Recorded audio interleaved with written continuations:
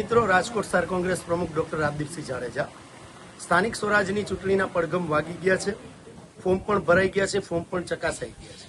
જ્યારે ભારતીય જનતા પાર્ટી ભ્રષ્ટાચારી શાસન રાજકોટના લોકો પણ જાણી ગયા છે, ત્યારે જ્યારે ફોર્મ ચકાસણીના દિવસે અમારા 2-3 ઉમેદવારોને ધાક ધમકીવાળા ફોન પણ આવ્યા, ક્યાંય ને ક્યાંય તંત્ર દ્વારા પણ આનો ઉપયોગ કરવામાં આવેલો।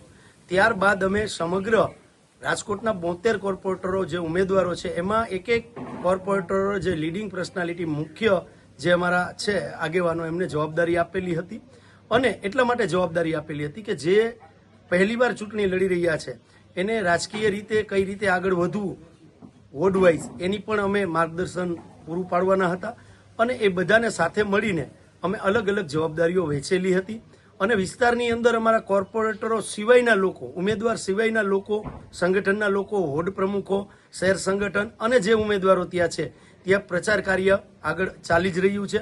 શહેર કોંગ્રેસ કાર્યાલય પણ ખુલ્લું જ છે અને ત્યાંથી પણ સંગઠનનું કામ ચાલી રહ્યું છે, પ્રચાર કાર્ય પણ ચાલી રહ્યું છે। પણ ભારતીય જનતા પાર્ટી દ્વારા લોકશાહીનું ચીરહરણ કરવાના પ્રયત્ન થઈ રહ્યા હતા એટલે અમે અમારા ઉમેદવારોને ખોટી રીતે માનસિક રીતે કોઈ હેરાન ન કરે એટલે સ્ટ્રેટેજીના ભાગરૂપે અમે આ કાર્યક્રમ કરેલો છે।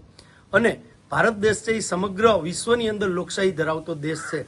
જ્યારે દેશની અંદર અંગ્રેજોનું શાસન હતું ત્યારે પણ કોંગ્રેસ લડી અને આ દેશને આઝાદી અપાવેલી હતી। ત્યારબાદ લોકશાહીની સ્થાપના થઈ હતી, પણ આજે પણ લોકશાહી જેવું કંઈ રહ્યું નથી।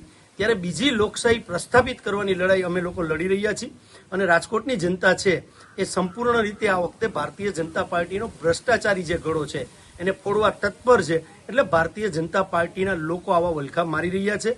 આશા રાખીએ કે આવનારા દિવસોની અંદર રાજકોટની જનતા આ ભારતીય જનતા પાર્ટીનો ભ્રષ્ટાચારી ગળો ફોડી નાખશે અને ફરીથી સંપૂર્ણ સારી રીતે લોકશાહી રાજકોટ શહેર અને સમગ્ર ગુજરાતમાં સ્થપાશે, આવો મને સંપૂર્ણ વિશ્વાસ છે। જય હિન્દ, જય ભારત।